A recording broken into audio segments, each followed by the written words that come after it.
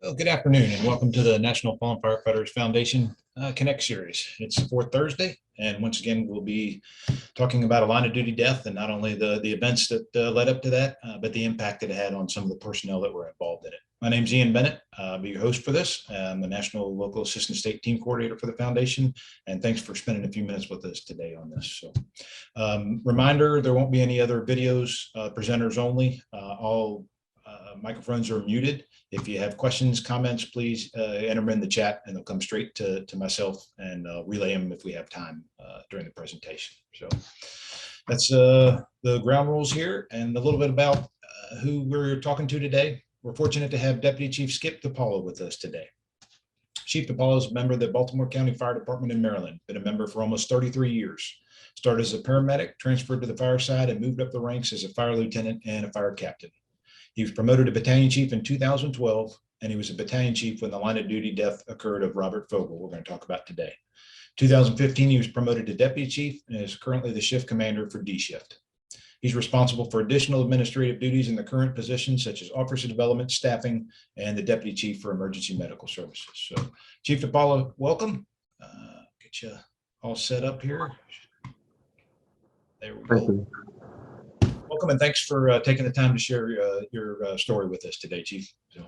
Thank you. I'm going to share my screen. All right, I'll give a quick overview while you share the screen. I'll get a quick overview of the incident. May 30th, 2014, a 58-year-old firefighter participated in his fire department's annual physical ability test. This readiness assessment involved completion of an untimed event of 8 job tasks. Following this assessment, a self-contained breathing apparatus maze drill was attempted. The 8 job tasks were completed without difficulty, but a sudden onset of severe shortness of breath during the SCBA Maze drill, and the firefighter collapsed. He was removed from the maze training prop, and on-scene emergency medical services began. Advanced cardiac life support, and he was transported to the emergency department. Despite resuscitation efforts on the scene during transport and the emergency department, firefighter Robert Fogle died in the line of duty. So Chief DiPaula, again, thanks. Welcome. Thank you for sharing with us, and I'll turn it over to you for the presentation. Okay. Thank you. So thanks for everybody coming out today in reference to this. Robert Fogle, it says FADO in our fire department. That's our drivers. That's the title. It's fire apparatus driver operator. He's a driver at Station 2. And we'll go over differences between our fire department. I have two patches up there, one from Baltimore County where his primary job was, but also I have Pleasant Valley Community Fire Company, which is an adjacent county to our county, where he volunteered for many years there and provided service in that county. So that's significant in as far as what happened over the time period. So a little background before I get started. Our department was hit pretty hard in a 3-year span, and where I had some sort of aspect involvement in these. The first one, everyone might have heard of that Mark Falkenham, where he died in an apartment fire trying to do search and rescue.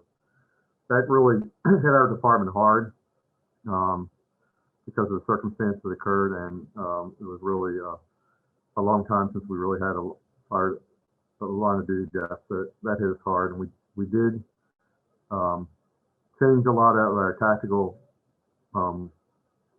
procedures out there in the fire ground because of that fire, and I had a lot to do with as far as tactical changes. That period was right before I got promoted to. This incident occurred right before I got promoted to battalion chief, and when I got battalion chief, I had a big assignment to help look at the tactical assignments as far as that. Then we had Gene Kirchner on May 2nd. May 2nd. That was happened in 2012. That should be back around. He died. He was a volunteer for our department, and he died in a dwelling fire, and we actually pulled a safe piece off on that. And I was part of the investigation team as far as that incident, and that was a very stressful event going through that as well. And then we had the line of duty death of Robert Fogle in 2014. This was a training exercise. When we met together in Denver, it's the IC program developing that. this was a little different in perspective because I was not actually there at the time that it happened. I was about 12 miles away at headquarters, but he was on my shift, and I was the chief officer responsible for him and responsible for many things after his line of duty death. So that's what I'm going to get into. First, I'm going to start off and talk about Robert Fogle. Nicest guy in the world. We always hear that. I had the pleasure to work with him. As I said, I got to know him for 2 years. Knew him ancillary throughout the years in the department. But when I got to come to this shift on the west side of Baltimore County, I got to know him a little better. He provided 37 years of service for both career and volunteers, and his volunteer service was done primarily in Pocatello County, and then he was hired by Baltimore County and provided 28 years of service in the fire department. He was a mystery instructor for the state of Maryland, and training was his game. He trained all the time, predominantly up in the volunteer system in Carroll County. So he definitely paid it forward throughout his career in the department. He really was a gifted bluegrass musician and singer, artist, mechanic, and all-around handyman. And that's how I got to know him at the station, Station 2. Enjoyed playing golf, working on the farm, and his wife still has the farm out in Virginia, and enjoyed traveling. He was an avid 49ers fan and loved the WWE. And it'd be funny because I come to the station, I'm still my station round, and he'd be watching WWE, which I had no interest in doing. They would always ask me, so not my cup of tea. He'd been married for 30 years to his wife Carol, and then they had 2 children, daughter Casey and son Garrett, who I got to know a lot more unfortunately after his line of duty death. As I said earlier, he was an all-around handyman. He was a talented craftsman of woodwork. These are display different pieces that are out throughout our station where he worked at Station 2, which is in the Pikesville area. It's on the west side, central west side of Baltimore County, and he built that frame for the bell, and he built that design up there and had a Pikesville engine for the station. Robert and I will have our conversations when he would be working on this table, the table which he built, designed, put it together, painted it, and put the design on there. It's still at Station 2. And there's a couple more little Craftsman things he did. They put up on the around the stave room at the Station 2. So he really loved to do this and provide this to our to the department. So I want to go into a little bit about our department. We service 612 miles in the county. Our population has continued to grow of over 820,000. We have 25 career stations and now 29 volunteers. At that time, we had 31 volunteer fire companies, but the 2 subsequently companies combined with other stations to be more efficient. We're seeing it as a combination department. We're not the traditional combination department. When you see career members inside the volunteer stations, our combination department is our stations are separate between the volunteers. We do have members who volunteer in these volunteer companies, but they're not paid while they're doing it. They're not working while they're doing it. If they're volunteer, they just do it on their off time. We still have about 1,000 paid members and approximately 2,000 volunteers. At that time, the number of calls were about 120,000. We are at the present time 140, and we keep growing as every department sees that growth throughout the nation. So we're no different than anybody else. This is where the The incident occurred at the Fire Rescue Academy, which is the southeast side of Baltimore County. It's located in Sparrows Point, Maryland, and it attached to that the academy is a 24-hour fire station called Station 57, which we just house an engine there because it's an industrial park area primarily, and the call volume is very low. We do have a 5-story drill tower and a 2-story burn building, as you can see in the pictures right there. And then we also have propane fire prop, flashover simulator, vehicle fire prop, forcible entry prop, vehicle rescue and stabilization, and SCBA Maze. This is a picture of the maze. It's still there on the property. We purchased this maze several years prior to this event. To main purposes was to travel it throughout the county, so we wouldn't have to come down to the academy. We found that did not work well, so we kept it in the academy and made it stationary prop for training. A little more about the maze trailer. It's a 40-foot training lab mounted on a trailer chassis. It's movable, but we don't really move it anymore. The primary use is for initial and refresher SCBA training, but it's also used for confined space training when we need it. It was mandatory for us at that time to go through, we'll go over some of the exercises we had to go through, but go through the SCBA annually. It's reconfigurable, has a reconfigurable maze system with movable panels and ramps, which include hallways, a window opening, interior ladders, rafters, descending stairs. So it does provide a challenge. So on the date, May 30th, 2014, Engine 2 and Medic 2 reported to the Fire Academy at 1 o'clock, 1300 hours, to complete their annual physical readiness assessment training. The plan usually is that we do the physical readiness assessment training separately versus going through the maze. But the weather that day was it was pretty nice. Although if you see there, the weather forecast, overcast skies with a temperature of 66 degrees, relative humidity of 66%. But I remember it well. It was just a really nice day. So I can imagine that's what they decided to do both. As Ian talked about, the crews at the station, the crews of engine and medic had completed their physical readiness assessment portion of the training and provides a requisite rehabilitation period. Having a medic that day was unusual. We did not require at that time to have a medic present when we were doing the SCBA Maze, but the captain of the station decided to bring the medic crew and use it to his advantage. So crews will complete their annual refresher assessment in the SCBA Maze trailer.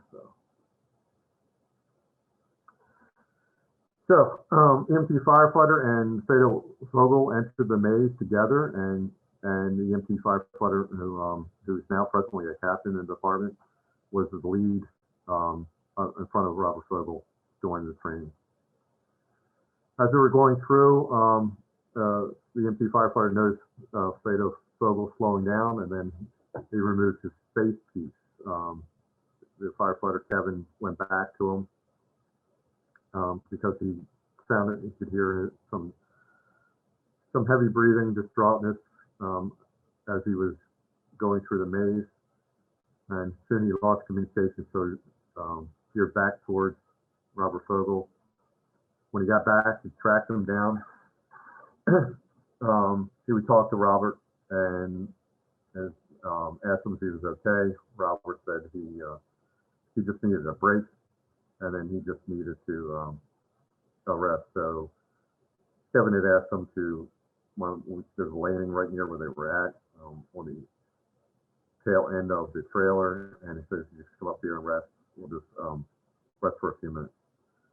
But at that, a minute later, Robert collapsed. Having found the FADO Fogle's pass device, and the crews were outside, and then when that happened, the crews made entry into the maze, and that was a very challenging. And we found throughout the investigation that was a big challenge for them. They were not familiar how to take the maze apart because it has a series of pins in it, and it made it difficult for them to get in access and pull him out. When they gained access, they attempted to take the harness off to make it easier for them to remove him from the maze. They called for the medic crew right there, and fortunately, they were there with them that day. As I said earlier, this was unusual at the time of having a medic during this training period. The on-scene paramedics treated him right there. At that time, my radio, I was at headquarters at the time, I could hear on the radio that they announced that they had a firefighter down who had, it was in D-Fib. And that's when my division chief at the time asked me if I heard that. I said, yeah, I'm heading down there as soon as possible. And then, and that's when things started to unwind. Key point, he had a recent extensive physical in Carroll County. They filed a 1582 physical up at SCBA 1582, and it was about a month prior to it. He had and he completed the physical flying color, so he did have a physical. As I said, I was at headquarters at the time of the incident. As you can well imagine, I was not following the speed limit getting down there. And then we had another battalion chief to respond to FADO Fogle's house to bring his family to the hospital. I got there at the hospital before just about anybody other than medic crew and the empty crew. And then my fire chief and assistant chief came down there. And the first thing out of the assistant chief's mouth to me was, he designated me as the survivor action officer for Fogle, Robert Fogle. And he said, whatever you are in charge, whatever you need to do, you do it. You have my authority. Telling everybody, you're going to handle everything from this period on. At that point, my primary concern was the family and the crew, and getting them. We had brought the system team down there for the crew itself, and Chief Brown had brought his wife and his daughter to the hospital during that period, and then when they arrived, they were only aware that he was in serious condition when they arrived. I had to tell them that he had passed. And as you imagine, that experience was not, that was a pretty rough experience, telling them. And then we stayed at the hospital for a good period of time. The plan was to wait till the next day as far as they were going to transport him to the funeral for autopsy, the ME's office. And unfortunately, we had a member in the department that works at the ME office who had was able to expedite his exam. And during that time frame, we were going to plan on certain things the next day, but we had to make decisions that afternoon because of the quickness they provide for us. So Chief Brown was the battalion chief in charge of handling the line of duty deaths. He was about to retire at this period of time. Prior to this line of duty death, I started to learn the process in case this were ever to happen. And then because I started to learn, he had me take the lead on that as far as handling of the funeral and of public safety of benefits for the family. So as you imagine, we went through the funeral, and then this was a 1-year process of going through, as far as talking to his wife on a daily basis, helping her out as needed, and making sure I got everything in line for the family. And I really didn't rest until the that end of the year. So it was a really a time where I felt like a weight was left off my shoulders when I finally got the whole that year process off my shoulders. I continue to go to annual events in memory. I've always did that with a passion to help remember our fallen, and I continue. The only one I missed that year was the Denver event with Carol, because I couldn't get out there at that time, and that was frustrating as well. A lot of recommendations came out of this event. The first recommendation is embrace the culture of safety and health and wellness. We had started that at the time, but it really went into hyperdrive for our department. We did not really have a site safety plan and a Mayday awareness policy for the fire academy at the time. We fortunately do have it now. The academy published a site safety video that everybody has to view prior to entering in the training. It must be viewed each time. We have site safety briefings to include our medical plan and rapid response medical structure at the academy at all times. We do have ALS providers there on a daily basis, but when we get into physical training, we require medical and location for any active training exercise in case anything happens. We enhanced the current lighting package by upgrading the LED lights in the system. The department installed an upgraded ventilation system which airflows more freely throughout the container, and periodically inspect and replace the access panel pins for easy removal. We consider the addition of platforms at each end of the container for easier access, and we have done that. Replace reflective rescues R's on the screen access panel for quick identification and access, and develop a schematic of the SCBA Maze placed on each classroom and inside the SCBA Maze for instructors and to conduct a ground school overview of the maze layout prior to the student's entry. We also instituted an internal environmental policy which requires the academy staff to monitor the air at all times, temperatures inside, at all outdoor training props. Consideration should be given to the current air temperatures, interior training prop temperatures, and level of personnel protective gear and required for exercise. We strictly adhere to the current training FFE calls for suspension of training activities with the heat index greater than 100 degrees Fahrenheit, and when it goes below 32 degrees. We encourage all members to participate in training evolutions to follow the mystery hydration policy. We have cooling stations, et cetera, et cetera. We're really, as you can imagine, really sensitive to that when we do the training at the academy. Ensure all instructors maintain constant communication utilizing portable radios during all training exercises. So we no longer require annual Maze training for our members. If they want to do it, the station officers would do it. It is required for the academy, but no longer required annually. I did talk to Carol recently, his wife, and she wanted to pass on. She was very, very appreciative of how the department supported her and the family throughout the whole process.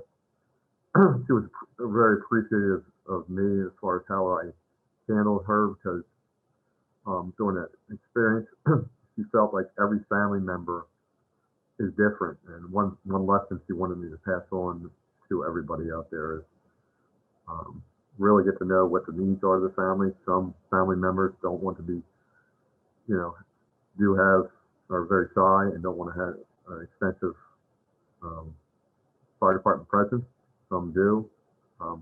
So it's important as its commanders and chief officers to handle these situations, that we handle it it's best for the family. One of the lessons I learned from this, and I learned through meeting at the IC to IC, as Ian would confirm, that I had trepidation coming out there for the program, because I was not on the scene of this incident. I was not an incident commander of a fire scene per se. However, I was a chief officer, and he advised me that, you know, it'll provide a different perspective, and hopefully I can provide a different perspective than that. When I was out there at the meeting of the ICDIC program, I did learn that lesson that weekend. It was very therapeutic for myself. And the key point on that whole weekend was, I remember distinctively that we got there on what day of the week is before we started the development of the program, and a whole group of us were in the lounge area. We'll go with that. And one of the chief officers' spouse came up and said, "You guys need to get there and just sit there and talk." And that's what we did. We sat there and talked and shared our stories, and it was a very therapeutic weekend throughout the whole weekend going through this. And still have contact with many from that group, and having that group to have somebody to talk to really means a difference. So and I talked about what advice I would give. One of the things is talking to each other. I didn't realize how much it affected me until later. Even though I was not the incident commander that day, going through that whole process was very stressful, and didn't realize how hard it was. And the other lesson advice is, if you're not the incident commander there on an incident and you have a line of duty death and you're chief officer, it's still going to take a toll on you. So don't discount any of your feelings out there. So that's it. If anybody has any questions, Ian? Thanks, Chief. Thanks for that presentation. And as we continue, if you have any questions, please hit them in the chat function. As you can tell, this was a little bit different type of incident. Chief DiPaula referred to that this was as a medical versus a trauma. And most of the times we focus on the trauma ones when we do this. But I think the important thing that we learn here is obviously the impact is the same. Obviously it is on the family, but even the individual departments or individual members in the department, the impact, as you can tell from Chief DiPaula's presentation, is significant and what it has. Noteworthy what the Baltimore County Fire Department did in response to this, the changes they made to improve their training process is pretty noteworthy in that. Chief DiPaula was very instrumental in the IC to IC program. We were in Denver in 2019. And yes, I remember those conversations of the trepidation, but it's huge because there's, 50% of the firefighters die in a cardiac type events in a typical year. So these things are needed, and Chief DiPaula is part of our cohort that can reach out to those departments that experience this. Just expanding on that uniform support group program, he mentioned the incident commander one. That's the one we did in 2019. We also have the fire chief, chief to chief, and recently developed as of about a month ago, a company officer to company officer. So if you know departments that experience a line of duty death, those cohorts are available to reach out to any position in the department and help them through the process, and encourage you to get a hold of us. You can go to firehero.org on our website, and there's a form in there. Get a hold of me, and we'll arrange those peer contacts. So it doesn't appear there's any questions in this. Chief DiPaula, excellent presentation. I appreciate you taking the time and sharing with us and your entire involvement in this program. Really do. So. Thank you. Excellent. Well, that concludes our program today. But join us September, the fourth Thursday, which is the 23rd, September 23rd. We'll do this again. We're going to be in Westlands, Michigan. virtually, talking about a strip mall fire. Firefighter died in the line of duty, and we'll be sending that information. It's posted on our website now. We'll be sending that out relatively soon here. So again, thank you all for taking the time to share with us this incident. Chief, thank you for sharing with us, and I hope everybody has a great day. Take care.